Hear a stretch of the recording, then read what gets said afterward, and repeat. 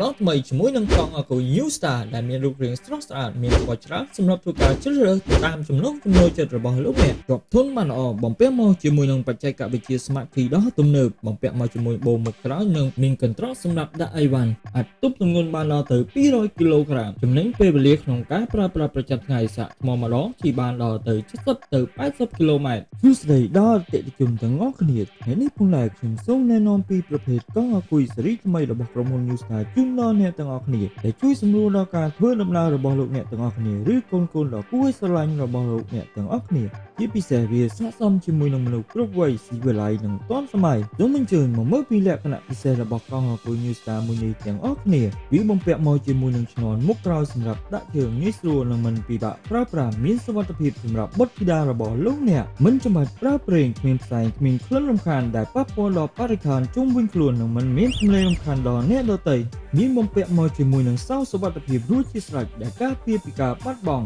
ជាពិសេសវាអាចជួយកាត់បន្ថយនៅការចំណាយប្រចាំថ្ងៃរបស់លោកអ្នកបានមួយផ្នែកធំទៀតផងមានប្រអប់សម្រាប់ដាក់អីវ៉ាន់ផ្សេងៗរបស់លោកអ្នកនិងមានលំពូ LED ភ្លឺច្បាស់ល្អមានកម្លាំងស្ទុះខ្លាំងឲ្យឡើងចំណោទបានយ៉ាងងាយស្រួលនិងមានទម្ងន់ស្រាលកង់អគុយ NewStar បំពាក់មកជាមួយនឹងអគុយចំនួន4គ្រាប់ដែលមានថាមពលថ្ម48វ៉ុលដែលអាចជិះបានយូរដល់ទៅ70ទៅ80គីឡូម៉ែត្រនិងមានល្បឿនលឿនមធ្យមពី60ទៅ70គីឡូម៉ែត្រក្នុង1ម៉ោងថែមទាំងមានការធានារយៈពេល3ខែទៅលើអគុយនិងគ្រឿងបន្លាស់រយៈពេល6ខែថែមទៀតផងប្រសិនបើលោកអ្នកចង់បាននៅប្រភេទកង់អគុយស៊េរីថ្មីដែលប្រើប្រាស់នៅបច្ចេកវិទ្យាដ៏ទំនើបនិងទាន់សម័យថែមទាំងអាចជួយសន្សំសំចៃបានថែមទៀតផងសូមកុំភ្លេចជាមួយនឹងកង់អគុយ NewStar